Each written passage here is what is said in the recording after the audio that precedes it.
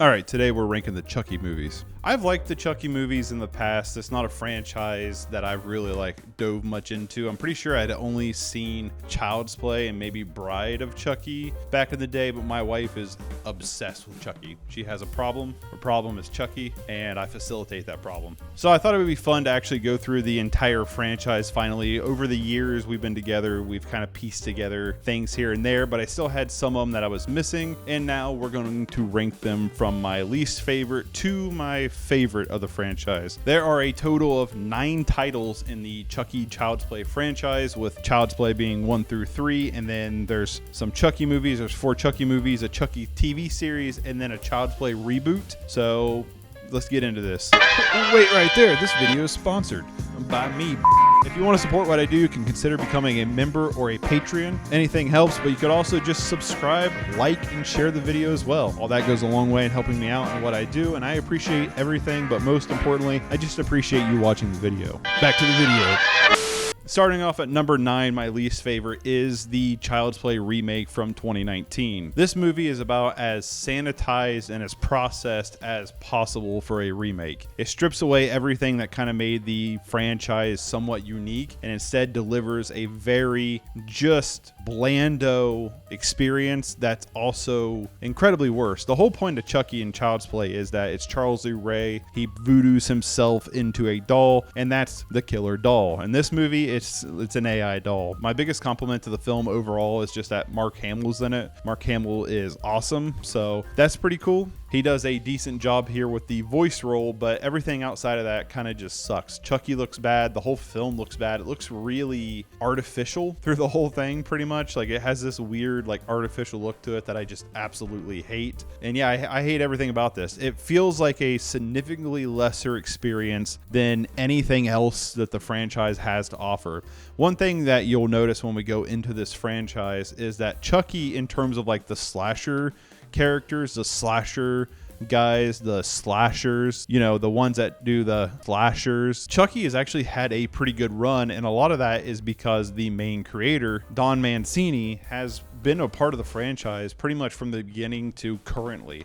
It's still the same writer, and now he's kind of become the director, but he's been involved pretty much with everything, and kind of not this remake, and that kind of shows. But I think that's why the franchise has held up through all of these iterations and all of these years to something that I think is a little bit more special than most of the slashers. Yeah, I hate this movie. This movie to me is a 3 out of 10 at best. Like I said, I'm giving some bonus points to Mark Hamill, but outside of that, this movie is poo-poo. From here on out, these are movies that I would say are actually kind of worth a watch, with the least of them being worth a watch being our 8th entry, which is Child's Play 3 from 1991.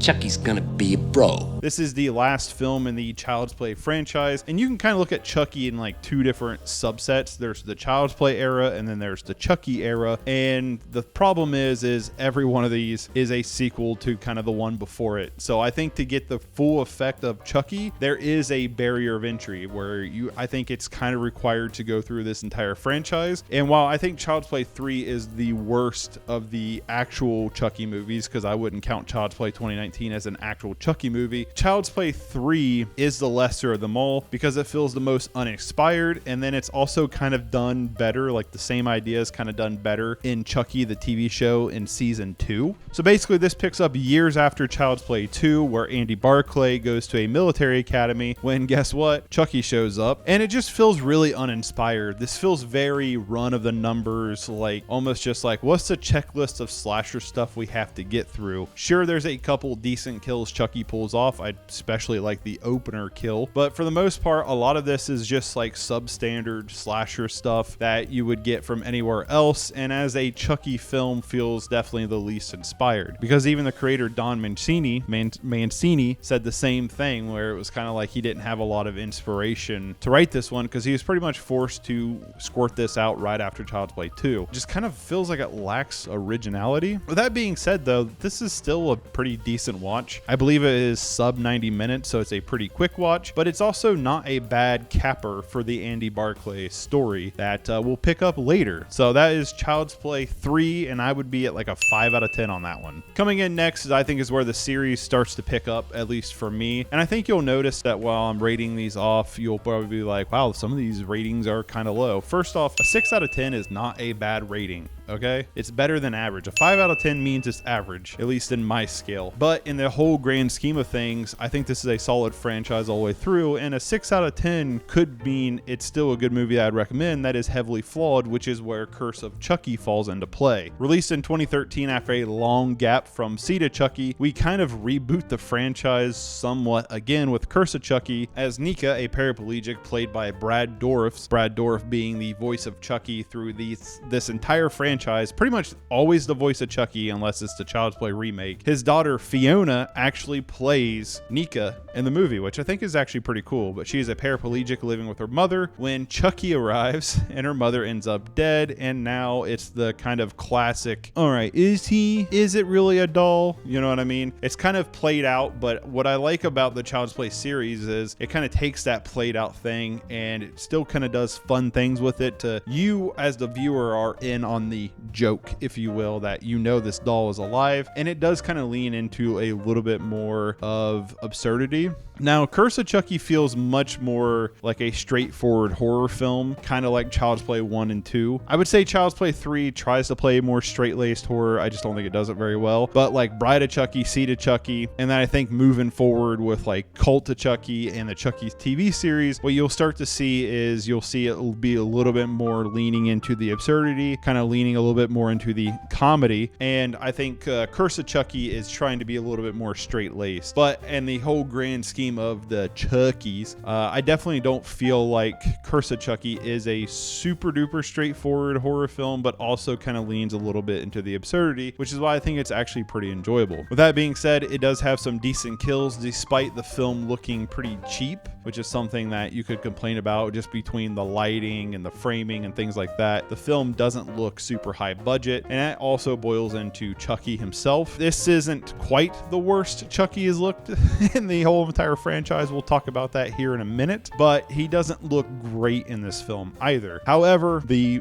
kind of back and forth between Nika and Chucky is pretty enjoyable, and even though this one's a little bit more forgettable in the Chucky lineup, it's still worth a watch, and I'm giving this one a 6 out of 10. You'll be hearing that a little bit more. Coming in at number 6 is the direct sequel to Curse of Chucky, and that is Cult of Chucky. Cult of Chucky is kind of the launching point for the TV show, but also introduces the idea of there being multiple Chuckies and Chucky being able to split up between other kind of subsets and potentially possessing people. And this one is pretty sweet. So basically we pick right up after Curse of Chucky, where Nika is submitted into a mental asylum, a like prison, mental health prison, I don't know what you want to call it. There, guess what? Chucky shows up and shenanigans start happening. Now, the one thing that I think is really cool about this movie is it's leaning into the more surrealism, more the absurd, and kind of the playing along the lines of like, maybe I am just crazy, maybe it was Chucky, maybe it wasn't Chucky, but also you kind of interact these other people that could be susceptible to believing a doll is alive as well. And what we get is some pretty brutal kills. Now, this film, while I think is really enjoyable, it is heavily flawed. For one, this is a mental institution that has like 7 people in it max. The whole thing being pretty much just white all around, just looks very staged and not very naturalistic. And then again, it also has that same feeling that Curse of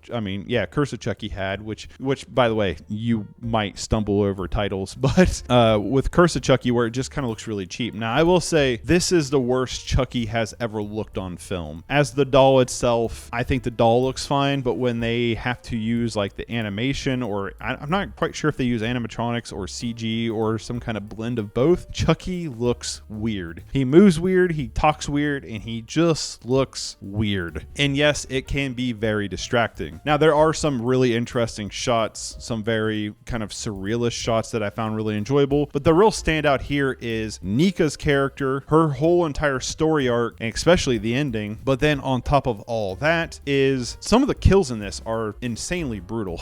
Like, there are some very brutal kills in this this one, and it just makes it a lot of fun. Chucky definitely leans away from being a terrifying kind of villain or story or more straight-laced and kind of leans into more of the popcorn fun, and that's when I think Chucky really excels and stands out upon all the other slashers. And I think Call to Chucky does a pretty good job here, and that's why it's getting a 6 out of 10. It's a lot of fun. I liked it better than Curse. Obviously, that's how rankings work.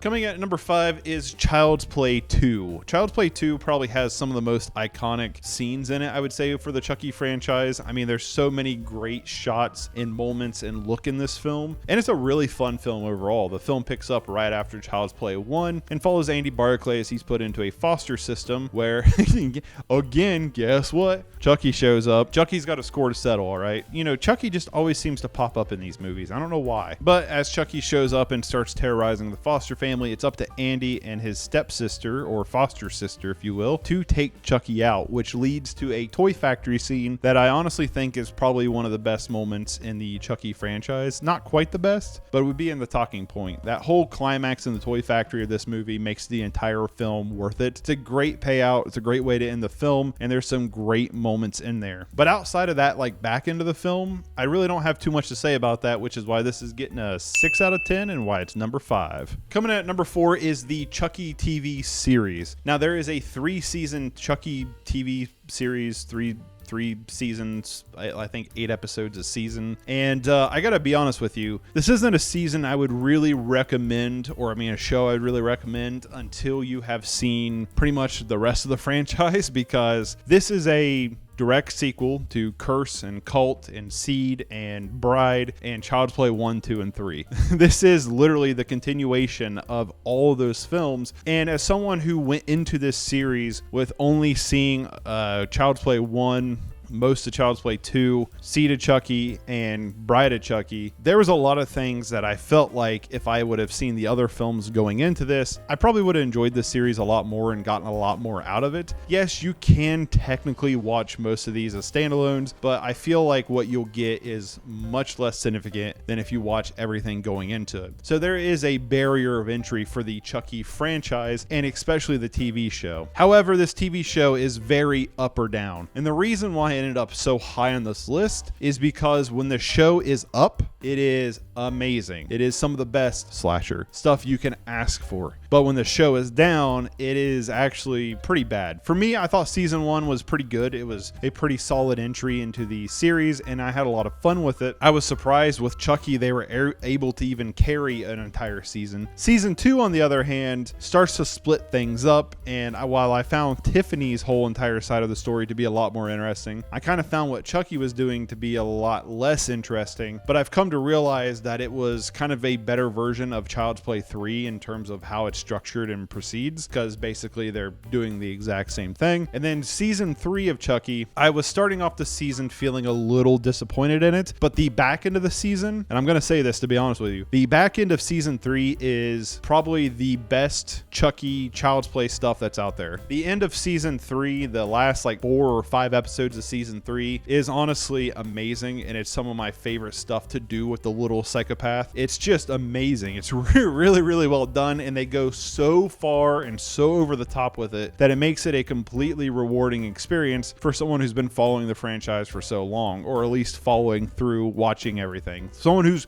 who has consumed enough Chucky. But I will say, as a whole, you know, we're talking about 8 episodes, 45-minute episodes an episode. So this TV series is longer than pretty much the entire franchise before it, and with that barrier of entry and how it's kind of up and down, it's a little bit of a hard show to recommend, but I still think it's pretty good. And I think if you're a fan of the Child's Play movies, or at least the Chucky movies, I think this series is totally worth a watch and totally worth a recommendation, and especially season 3. As a series as a whole, I would give it a 6 out of 10 probably.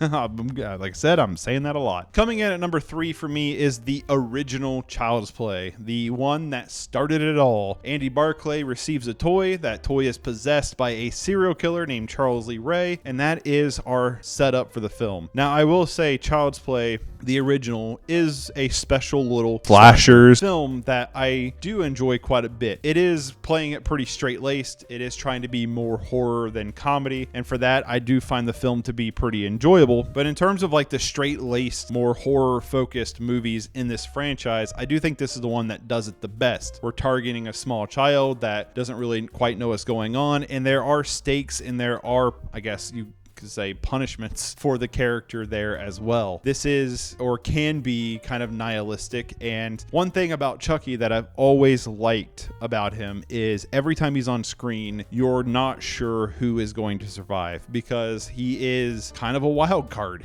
You know, he's kind of a crazy guy, and he is willing to kill and take out pretty much anybody, which makes pretty much anybody on screen with him feel vulnerable. And I feel like that is amplified a little bit in this first film because we are so scaled back. We mainly follow Andy and his mother, and in this like smaller environment with Chucky being there, it just kind of makes some of the thrills and the horror elements of it just stand out more than it did in some of the other some of the rest of the franchise. You know, when I'm not working with a script, it is annoying to try to think about your thought patterns. You know what I mean? I just need to script everything out, but we're winging it. Yeah, Child's Play 1 is definitely a film I would highly recommend. It's a 7 out of 10. It's definitely not without its flaws, and it's definitely aged, but it's a lot of fun. Coming in at number 2, which is going to tip off and then give a little bit of a spoiler alert to what number 1 is, but my number 2 is Bride of Chucky. From 1998, we decided to divorce ourselves from the Child's Play franchise and kind of reboot Chucky into what I would say is what I love the most about Chucky. This shift in tone from being more of a standard slashers into something that's more exploitative, something that's more energetic, something that's more kind of punk,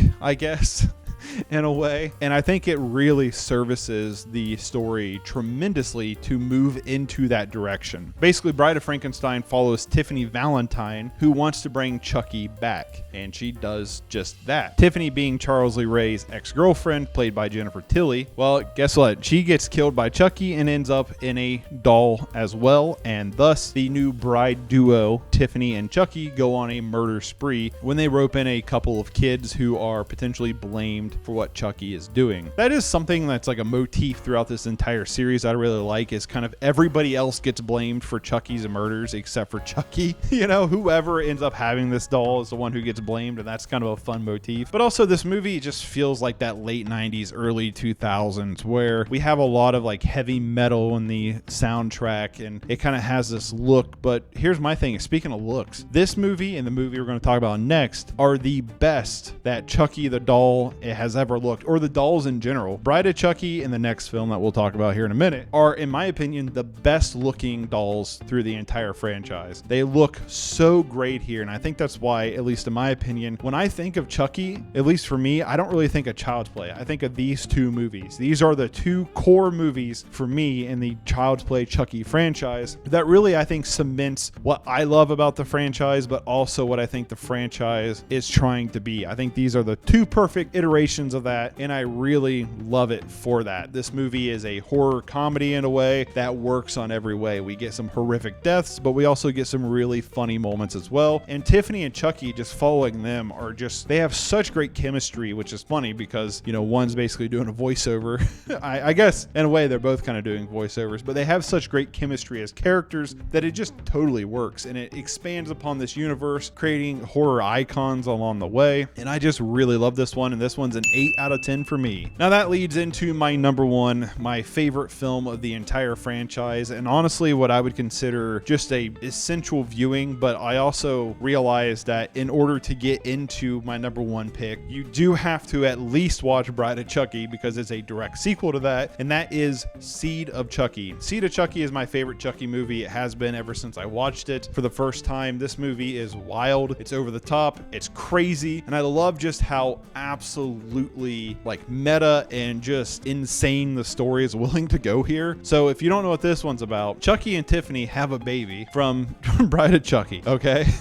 That baby has a posh British accent that is used as a ventriloquist sideshow act, but he wants to find out who he is, where he came from. And in the movie Seed of Chucky, they are making a movie about Tiffany and Chucky for the events of Bride of Frankenstein, and the person playing Tiffany Tiffany is Jennifer Tilly playing herself as playing Tiffany. And we kind of enter in this like meta layer where we now have Glenn. He brings back Tiffany and Chucky so he can figure out who he is. And then we have Tiffany and Chucky trying to get into real people's bodies and get out of their doll bodies. And that just leads into, I mean, this movie is insane of where it goes with this story. Now, this one isn't quite as kill fest. It doesn't seem like it's a little bit more comedy heavy than horror heavy, but the mixture with Glen and Glenda, with Chucky and Tiffany, it's just a blast to watch. This movie is so much fun from front to beginning, and especially with how crazy and just absolutely convoluted the whole entire story gets going. Convoluted, what did I say? Convoluted? The is convoluted, but just how out there the story is willing to go just makes this one such a treat to watch. It's so much fun, and that's why it's my number one. I would also give it an 8 out of 10. I definitely, there are some issues with the film. This franchise isn't infallible, but this is a franchise that I've really grown a new appreciation for, and I kind of get why my wife is so obsessed with it. In the grand scheme, I'm thinking about like the Friday the 13th movies, Nightmare on Elm Street, Halloween, and stuff like that. To me, I like Chucky better than all of those slashers. There's something about Chucky in the like craziness and the zaniness, how convoluted the story gets. Convoluted, I really do it again. Convoluted the story gets, but also the fact that Don Mancini has been a part of the entire franchise. It feels like a cohesive piece. And if you watch from Child's Play 1 all the way up to the end of the Chucky TV series, you as a viewer are massively rewarded for doing so. And I think that is kind of what makes this franchise so special, at least I think in the realm of all these horror franchises. It kind of keeps that long-term viewer engaged and rewards them for being a fan of the franchise, because I really think this series pays homage, is that the right word? Pays respects to its fan as it goes on, while also trying to do new and different things with Chucky, even though if we kind of do the same thing, we're kind of introducing new ideas. You know what I mean? As a whole, though, I just think there's a lot of quality in these films from front to finish, besides the reboot. And I think that, at least in my opinion, I would say the entire franchise is totally worth a watch besides the reboot. Thank you. Goodbye.